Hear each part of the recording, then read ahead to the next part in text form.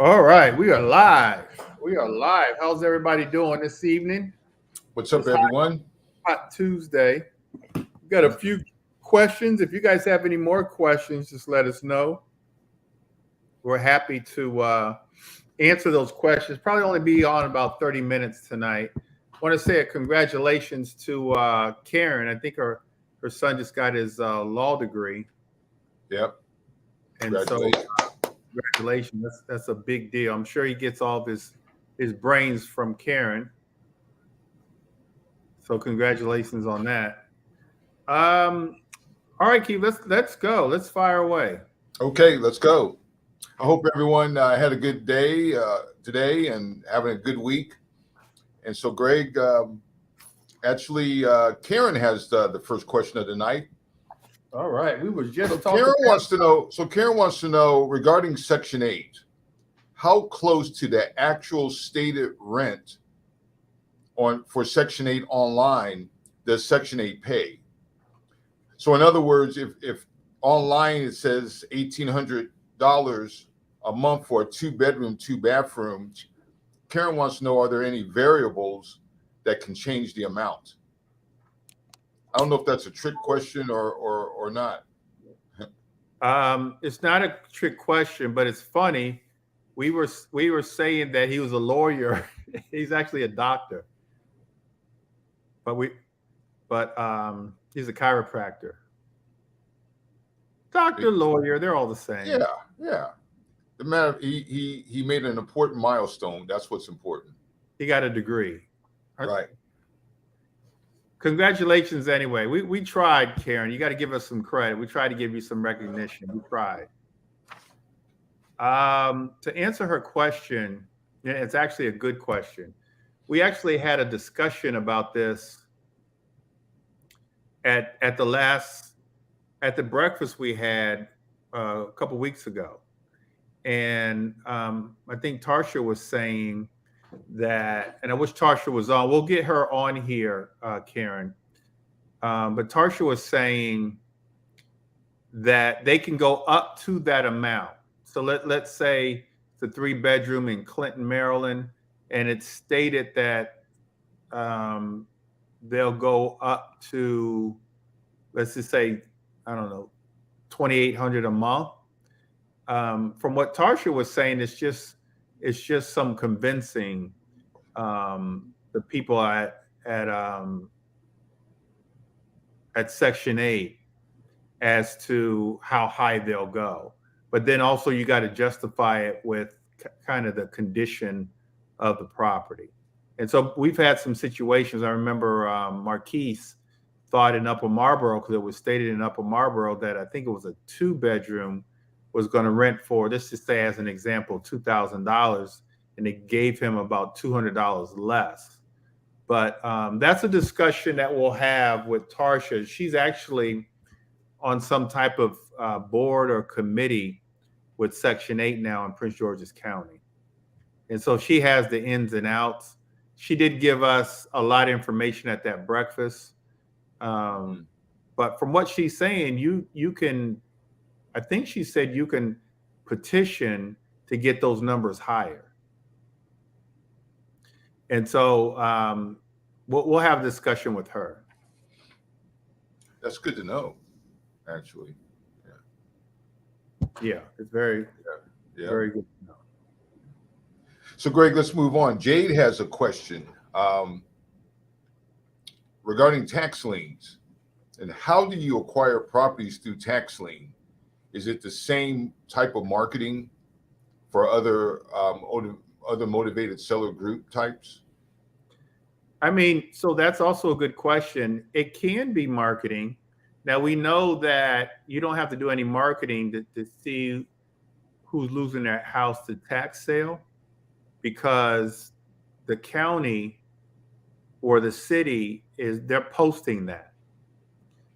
But the way you really make money in my opinion with tax liens is you want to contact that owner before it actually goes to auction. Because even if you win at auction, it's going to take like a year to you got to go through 6 months. So you win at auction, they hold your deposit. In most jurisdictions, you're going to get somewhere around 18% on your money, but they still give the owner 6 months to pay their taxes. So you win the auction tomorrow, they have 6 months from tomorrow to what's called redeem. So to redeem their taxes, pay their taxes. And then if they don't, then they can hold it up even longer and go to court and kind of petition the judge to give them more time. And I've seen that happen. But if all else fails, now you've got to evict them. So you got to not evict them. You got to, well, maybe evict too, but you got to foreclose on them. And so now you've got to hire an attorney to foreclose.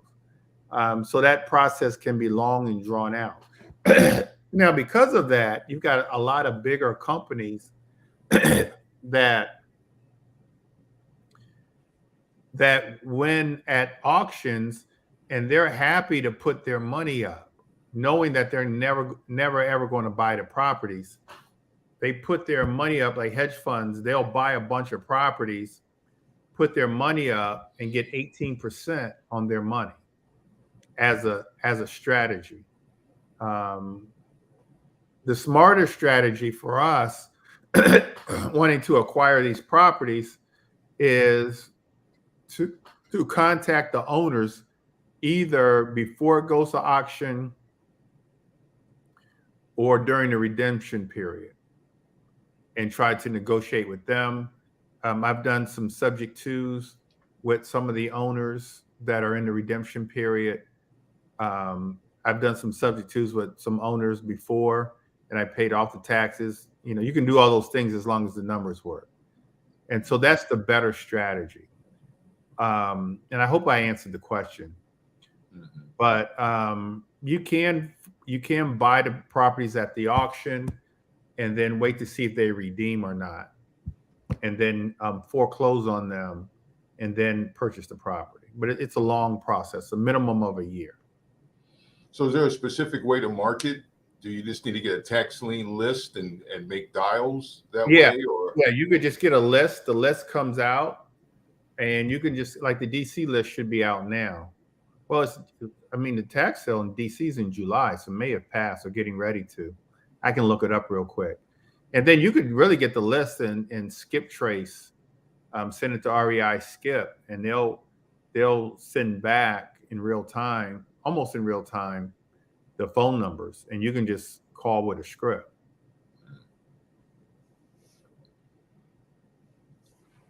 Okay. So that's the best way to do it. Mm-hmm.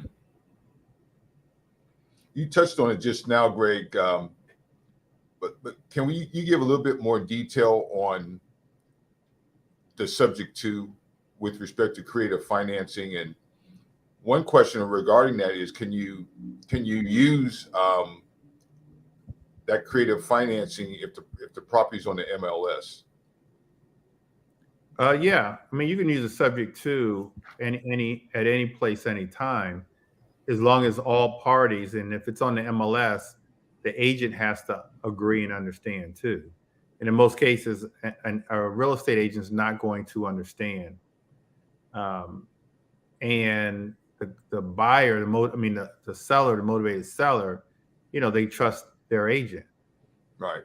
So sometimes it's difficult on the MLS.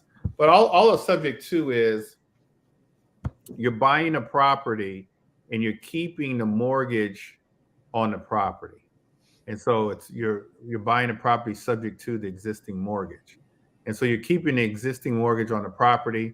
You're going to take over that mortgage payment. The mortgage itself is going to stay in the motivated seller's name. And we generally do it for short term. And we do it for long enough to fix the property up and then sell it. Seller has to be a willing participant. They have to, because the house is still in their name, they have to come to settlement, and you pay them to do that as part of it. But all the numbers have to work. You've got to be able to pay them. You've got to be able to renovate the property. You've got to be able to bring the mortgage current, pay off their arrears. And then the mortgage balance has to be low enough that when you put all that money on top, it still fits the Mayo formula.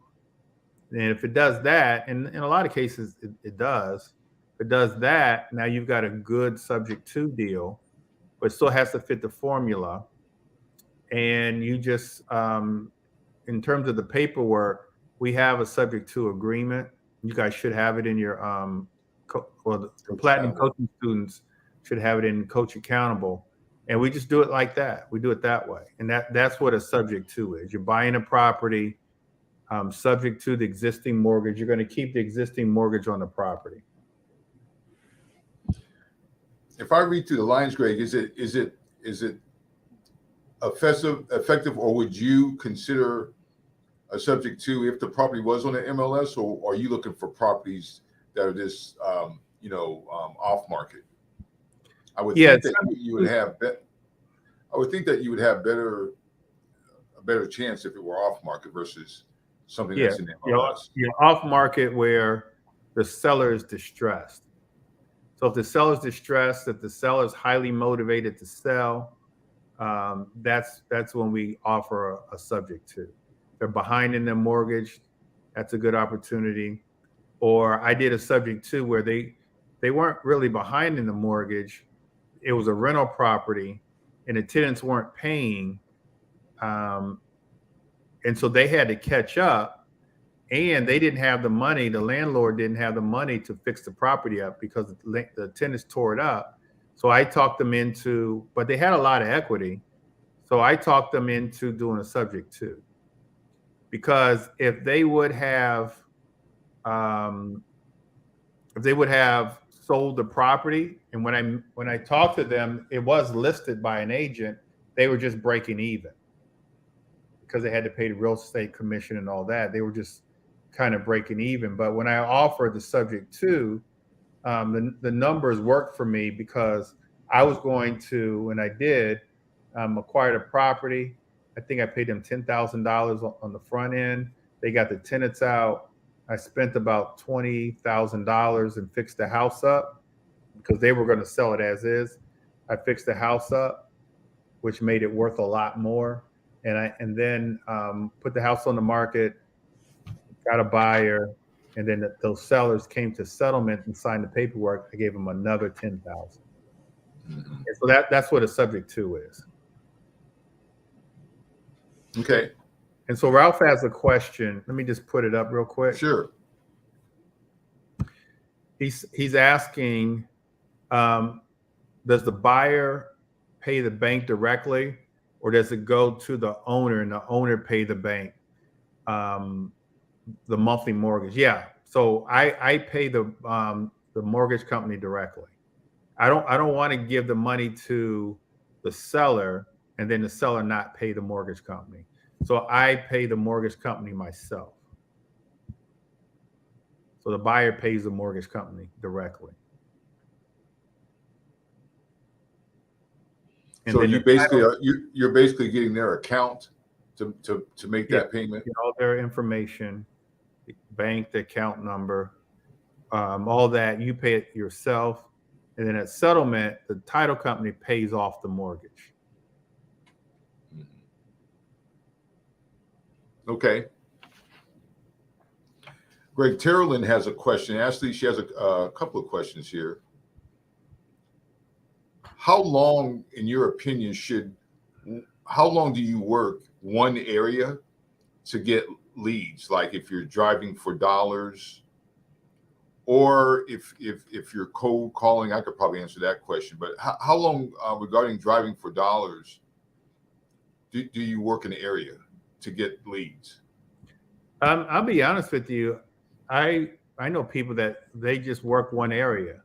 Now the area has to be big enough, but that's all they do is work that one area.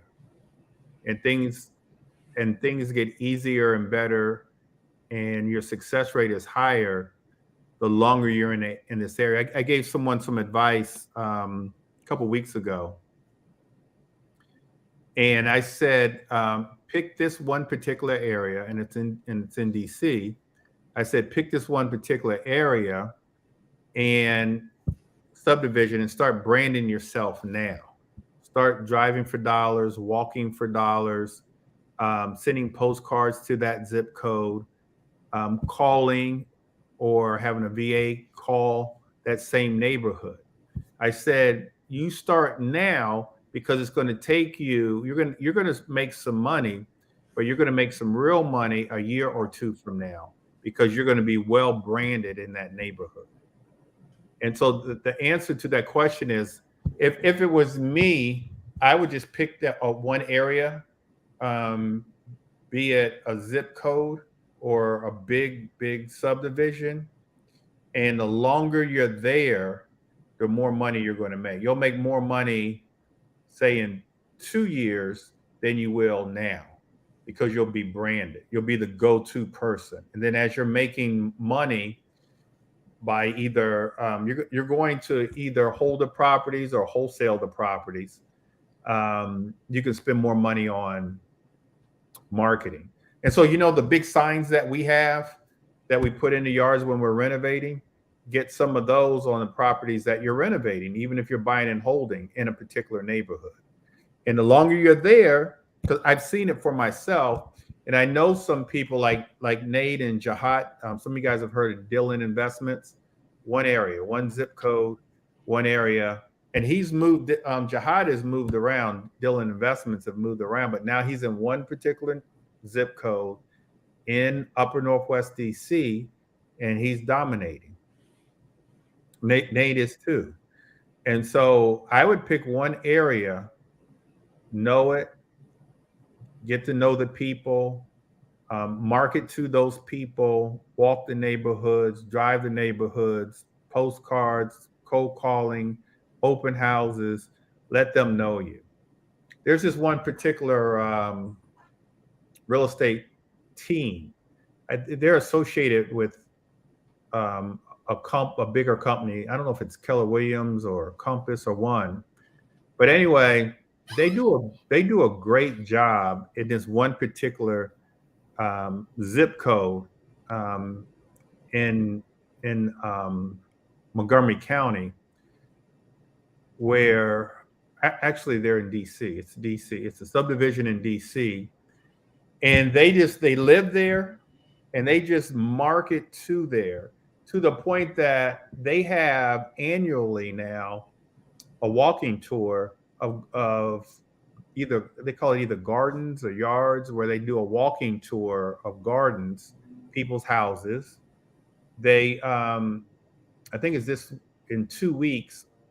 I think it's in 2 weeks. They're having, in one of the parks in that neighborhood, they're having a sort of a community day that they're sponsoring. So they're sponsoring all these things. But then now the question is, why are they doing that? They're doing that so that the people know them, like them, trust them, and will use them. And now in this particular big neighborhood that everybody knows, they're not only the go-to brokerage, but they get all the listings in that neighborhood. And the longer they're there, the more business they get. And so they farm that neighborhood. And so I think that you need to do the same thing and then get creative with it. And they're, like I said, they do like these walking garden tours where people get to show off their landscaping and things like that. And then they sponsor this community day, and they do many more things as well. They send out postcards, just listed, just sold, when their neighbors actually sell houses. So, and they're killing it in that neighborhood. So I would say try to pick a neighborhood and own it. But be strategic about picking that neighborhood. And so you're saying basically the longer that you're in that neighborhood, the more, and you're branding yourself at the same time, you should be yielding results and real results in 6 months to a year. Yeah, I mean, let's get started now. Like, let's get some marketing out now, so that year period that it's going to take, or that 2-year period that it's going to take to really start getting, you're going to go from getting 1 deal a year in that neighborhood to 2 deals a year in that neighborhood to 6 deals a year in that neighborhood. and so on and so forth. And then you could hold even while you're doing your construction on, even if it's a buy and hold, you can hold the house open and to the neighbors. And that's how you start branding yourself. And I know people that do that, and they do a really, really good job. I did that on the brokerage side when I was an agent. There was I always tell this story about this neighborhood in Waldorf that people thought I lived there. And it was only because I got a listing there, happened to get a listing there, and I sent out just listed cards. And I got a listing from that. Then the first house I held that open, got a listing from that. When the first one sold, I sent out just sold cards and sold and sold. I just kept getting so much business, people thought I lived there. And then my signs was just starting to go up. And it was for years. It was this townhouse community in Waldorf that all I did was I just did business the right way, or what I call I out-businessed, all the agents in that area, all the competition. I out-businessed them. That's my phrase. And people would say, "Oh, I know where you live." I said, I live in Bowie. I don't live in Waldorf, but people thought I lived there because I did such a good job really farming that area. I did everything that you're supposed to do, and I was consistent with it. And then people got to know me. My face was on the signs. They'd come to my open houses. My face was on the just listed cars, just sold, and so on and so forth. And I marketed that area for a long time. And so I think that's one thing that you guys have to do. Pick a neighborhood. I would say a neighborhood that's an older neighborhood, a neighborhood that houses are selling. I would say right now that houses are selling right now between 400,000 and 500,000. And get going. Start marketing that neighborhood. Walking the streets, talking to the neighbors, postcards, driving for dollars. Cold calling the neighborhood. And once you get one, if you want to buy and hold it, put your signs up. And pretty soon you'll dominate the neighborhood, and you'll be the investor that buys in that neighborhood, just like Dylan Investments buys in this one particular, and everybody knows it. So that's a long way of answering that question, but I would pick a neighborhood and stick with it. Right. I just think we kind of get lost jumping from one neighborhood to the next when maybe after a month or 2 or 3 or 4, we didn't get anything. It's going to take you a good year to get the first one. Be happy. I'm going to spend, let's just say I'm going to spend $5,000 over a year. That's about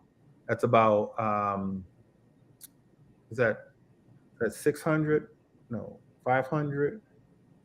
No, it's less than $500 a month. 400. Let's just call it $400 a month. And I'm going to do some marketing, be it postcards, whatever. I'm going to spend $5,000. That's the equivalent. That's less than equivalent of a wholesale deal. If someone was to say, I got this deal, but you got to pay me a $10,000 wholesale fee. If it's a good deal, you'll do that. And so let's say you spend that money for postcards as an example. And the postcards cost you $400 or $500 a month, but I would tell you that you're going to either get one property that you're going to buy and hold, and just through buying and holding through equity, you more than pay for yourself. Through the cash flow, you're going to more than pay for it. Or if you wholesale that deal, you spend $5,000 and you wholesaled it for 15, you just made 10,000. But let's just say you just get one deal a year. Now you just keep going, and the next year you get 2 deals. And then you just keep going, and it's going to multiply. That 2 turns into 4, that 4 turns into 8. And pretty soon everyone knows your name in that neighborhood. But the problem that we run into is we'll start some type of campaign and then we'll stop. We'll start and stop, start and stop. We've got to stop doing that. You got to know it's going to take a year, but the return on investment is high. And the return on investment as the years go on, it's going to be even higher because people in the neighborhood is going to start giving you referrals, which doesn't cost anything. So, I mean, I think the real numbers are you're going to get maybe 2 in the first year and then maybe 4 the next year. But just think about it. Especially if you're buying and holding, you get 2 to buy and hold. That's a great year. You get 4 to buy and hold, or let's wholesale 2 and hold 2. And then you just keep going, and then now you're getting referrals. Everyone knows you, and that's how it gets started.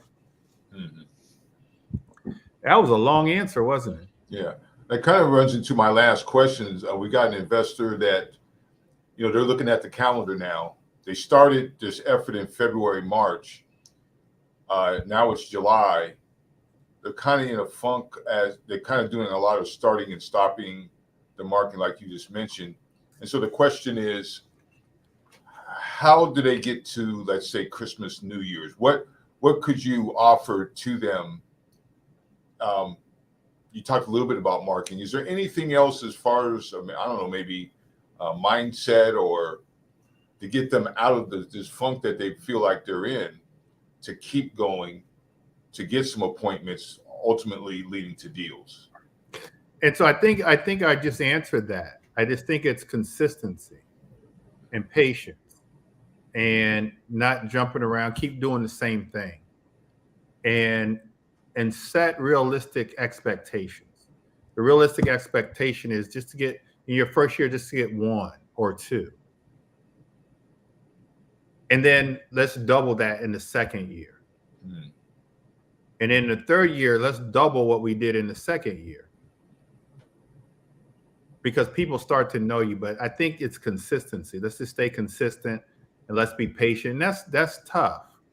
A lot of times investors or agents, they do a marketing campaign for a couple months. It didn't bear any fruit and they want to give up on it. It's just consistent. It's got to be consistent. I remember back in the late 90s, early 2000s, I was consistently on the radio. I'll sell your house in 30 days. I'll give you $1,000. I was so consistent that not only did I make a lot of money, I became the #1 agent in Prince George's County. I'm just making a point. I'm not bragging. But I was the #1 agent, and I was consistent. And even to this day, people remind me or let me know they used to hear that I was branded. I branded myself on the radio. And then I did all the other right things. When I would get a listing, like I said, I would do my business the right way in terms of, the postcards and things like that. Just listed, just sold. But I was consistently on the radio. And so I was consistent, and I was consistent for like 20 years. I was consistent. And so, I did very well with just the consistency. And so that's what you've got to do. You got to pick one thing.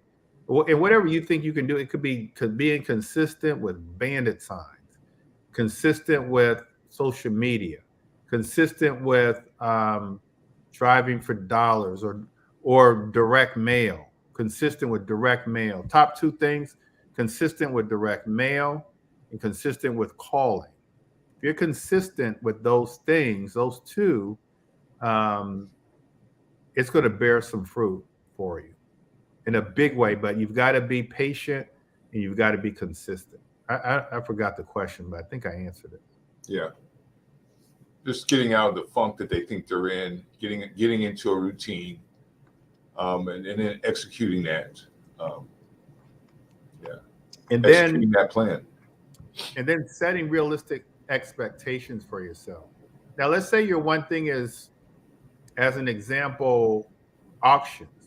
Like you want to buy and hold and find properties at an auction. There's a high probability that you're going to find a property at an auction. You're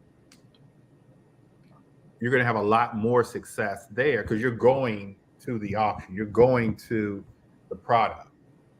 And so it's very easy to, if you're consistent, if you know the market, you pick a zip code or two, master that, know what you should be buying the properties for. Depending on the area, you're gonna buy 2, 3 a year, have those opportunities and win. If you're consistently going to the auction, to the different auctions, you'll win. I mean, I think all of our investors that have been through our program, almost all of them have bought properties at the auction. I mean, everybody that I can think of that had a lot of success had so because of the auction. When I think about everyone that's bought, Josue was in the office today. He bought property at the auction. He bought the property before the auction. He made them an offer. He was in the office today. Dana, who's on this call, he bought. We at a shadow event. He said, "Greg, I'm gonna come back and bid on this," which was like we went on a Saturday. I think Tuesday he went back to the auction and won through a shadow event that we did. So auctions, your probability is a lot higher. But I would stick with the marketing and just be consistent with it. Don't set your expectations too high. A lot of people think, oh, I'm going to find me a deal in a month or two. And sometimes that does happen, but you got to be consistent with it, even in this market.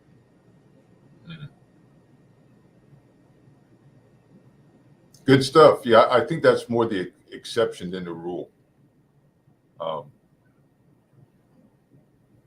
I think it goes back to what you're saying. Even, when I teach the cold call class, I let them know that, the probability of you getting an appointment on that first dial it could happen, but it's probably going to happen. The chances of it happening more is those follow-up calls and touching those people, periodically. Yeah. Okay.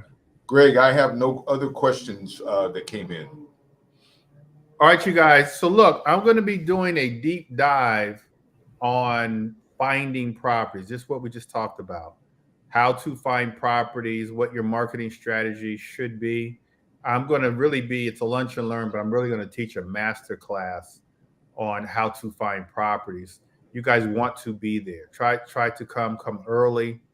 Hopefully we have, we not sell out, but we have standing room only. So it's going to be me, maybe one or two of our coaching students, but I'm going to be there. I'm going to give lots of good examples. I'll probably reiterate some of the things I just said, but I'm going to give a master class on how to find properties. I'm going to give you a marketing strategy. Try to be in the building. If you got something planned for 11 o'clock on Friday, cancel those plans. If you're going to Greece, if you're going to on a cruise, cancel them. Be in the building. I'll say this on Friday, but I'll say it now. The investor that can find the most deals is going to make the most money. And the ones that are finding deals, they have a strategy. They know exactly what they're doing and they're consistent with it. And that's what you've got to do. And I'll go over my top 5 ways of finding deals on Friday. All right, you guys, that's all I have. Just call me, call us, DM us if you guys have any deals you want us to look at or just have any questions. Other than that, you guys, I'm going to watch the baseball all-star game. How about that? All right, take care. God bless, and we'll talk to you soon. Good night.